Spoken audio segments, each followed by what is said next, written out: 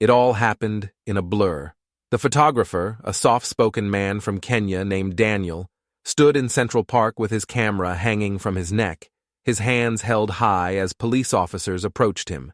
Nearby, a white woman was breathlessly speaking into her phone, her voice laced with urgency and fear. "He's threatening me. He's dangerous. I think he's trying to—" Her words were fractured, almost incoherent, as her eyes darted nervously from Daniel to the approaching officers. Daniel's heart raced. "Please," he said, his voice steady but firm. "I'm just here to take photos. I'm a wildlife photographer."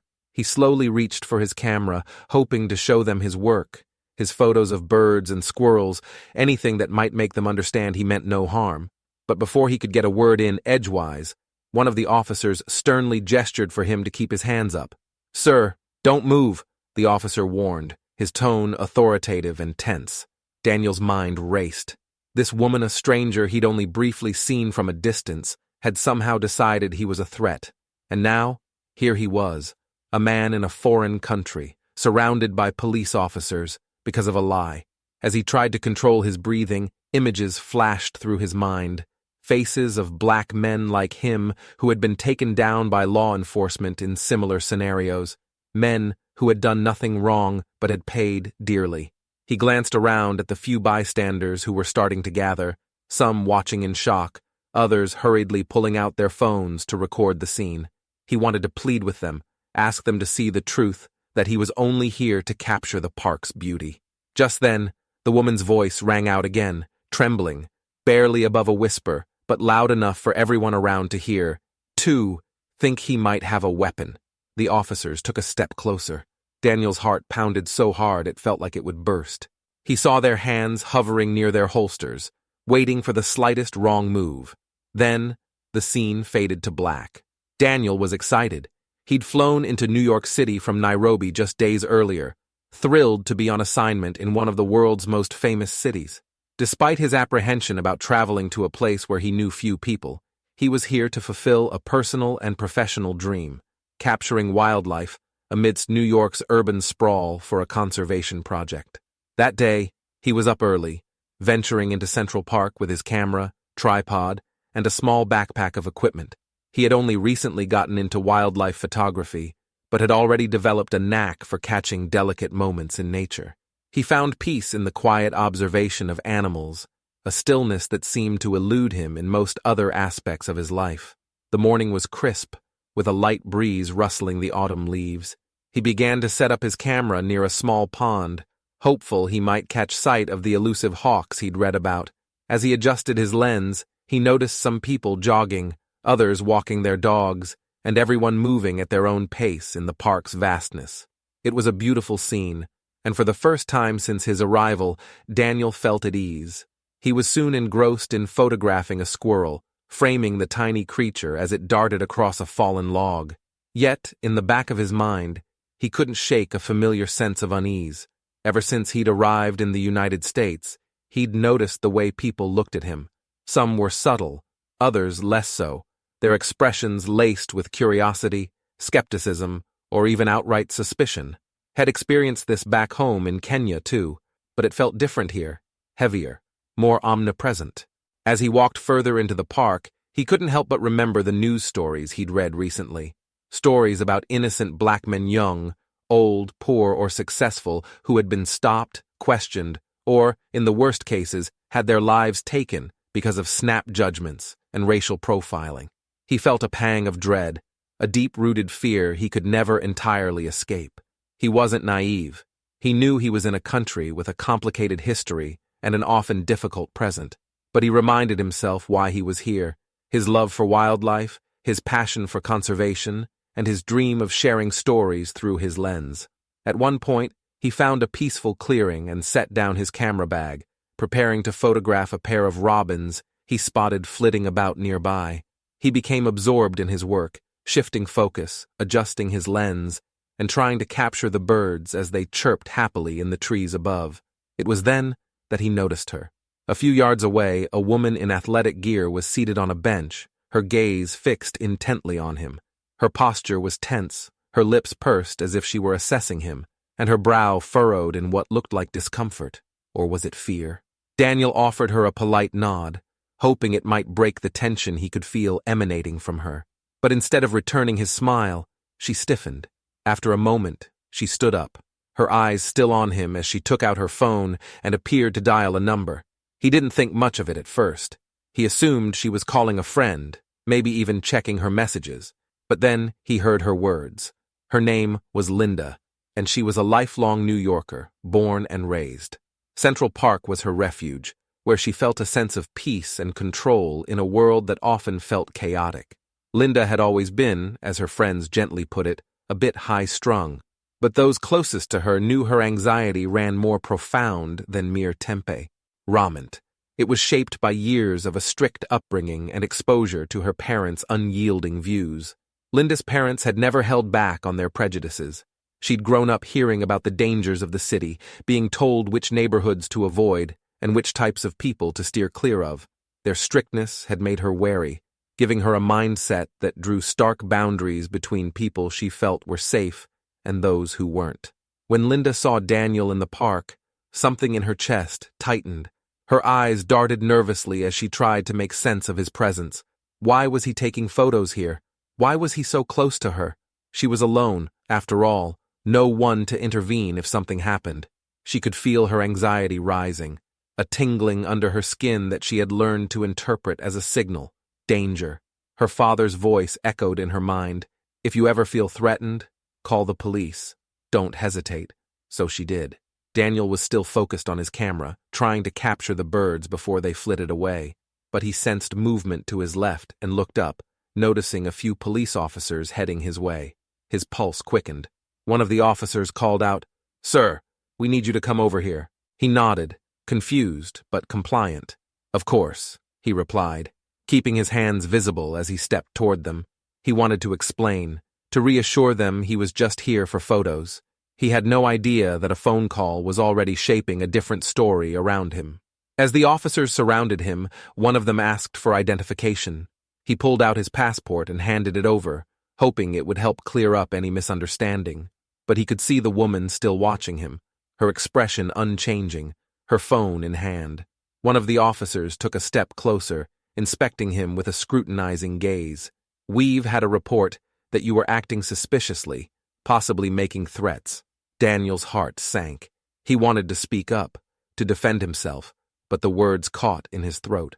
He looked around, feeling trapped, as he realized how quickly this innocent moment had turned into a nightmare. Daniel's mind raced as the officers scrutinized him, but he forced himself to stay calm. He had learned long ago that staying calm was his best defense, an unfortunate skill acquired through experience. He glanced at the white woman, hoping she might clarify or retract whatever she had said. But her face was impassive, her eyes hard as they fixed on him. She stepped back as if preparing for him to lunge toward her. "Sir, can you explain what you're doing here?" one of the officers asked, his voice neutral, but with a slight edge. Daniel forced himself to meet the officer's gaze. "I'm a wildlife photographer. I was sent here to photograph the birds and wildlife in Central Park," he said, hoping his words would resonate.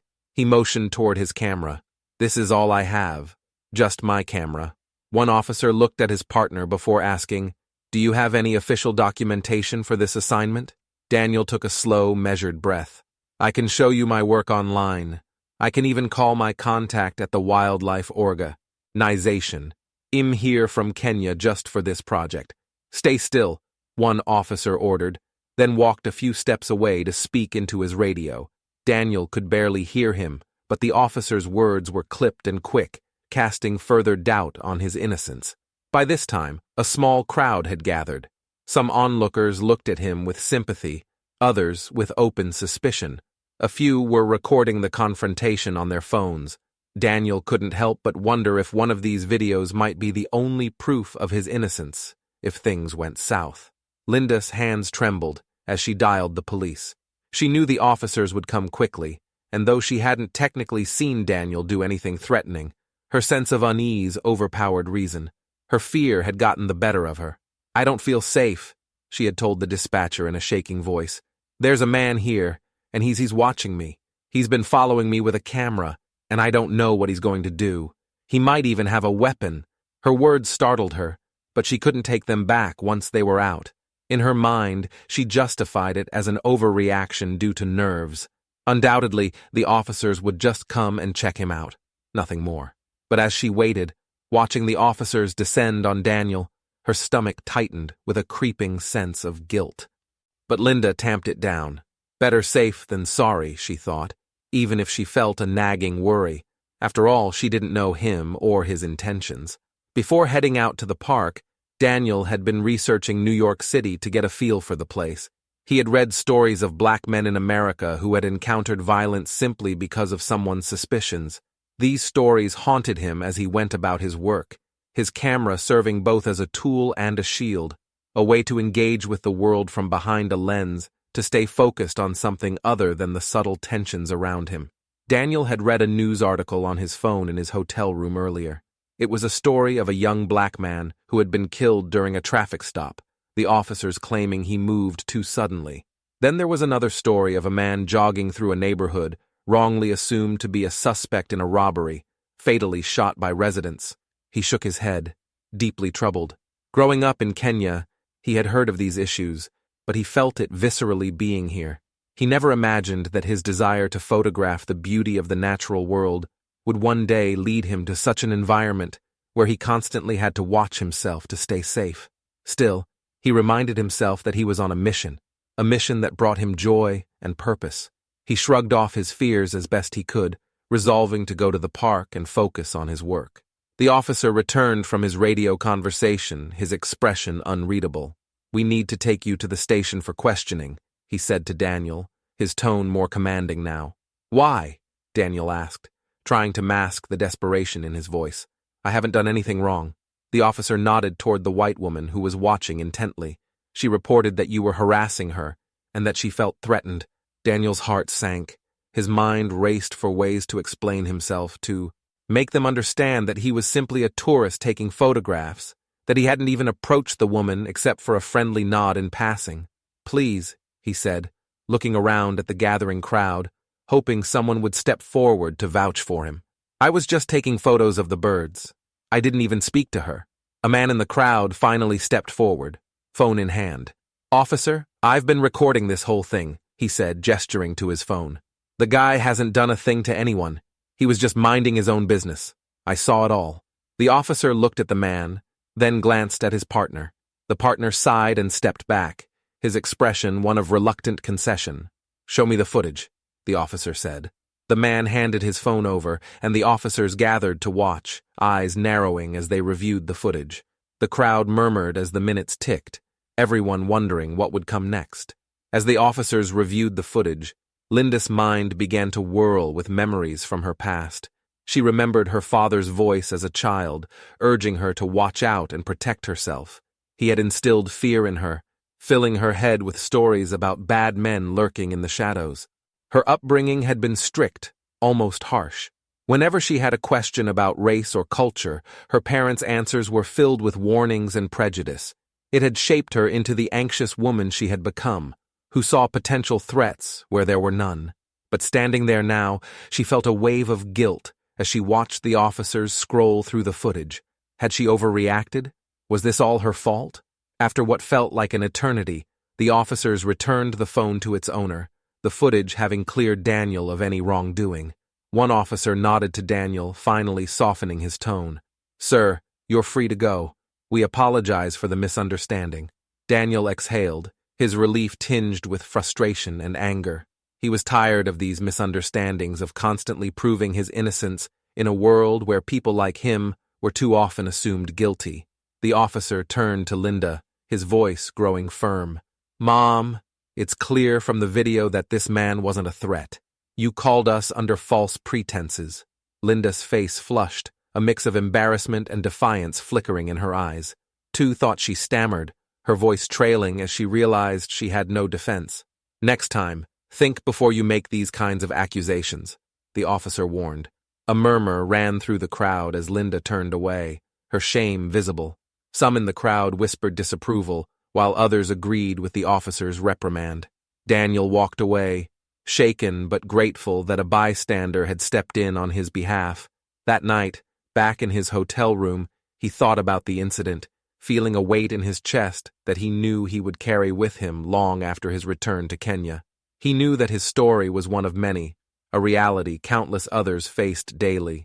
He opened his laptop and began writing about his experience, hoping that by sharing his story, he could help others understand the impact of unchecked prejudice and fear. Back in her apartment, Linda sat alone, replaying the incident. She knew she'd gone too far, her paranoia having taken control. She resolved to seek help, finally acknowledging that her upbringing had influenced her in ways she needed to understand and overcome. For Daniel, the incident was another reminder of the delicate balance he had to navigate in unfamiliar spaces, but he hoped that his story, one voice in a sea of many, might help to change a world that still had much to learn about acceptance and understanding. Thank you for listening to this story. If it resonated with you or gave you a new perspective, don't stop here. There's so much more to explore. On this channel, we tell stories that matter, stories that challenge, inspire, and make you think. If you want to hear more stories like this, don't forget to like this video. It really helps us reach more people. And hit that subscribe button to join our growing community of listeners who care about meaningful narratives. Together, we can keep shedding light on stories that deserve to be heard. So, like, subscribe, and let's keep the conversation going.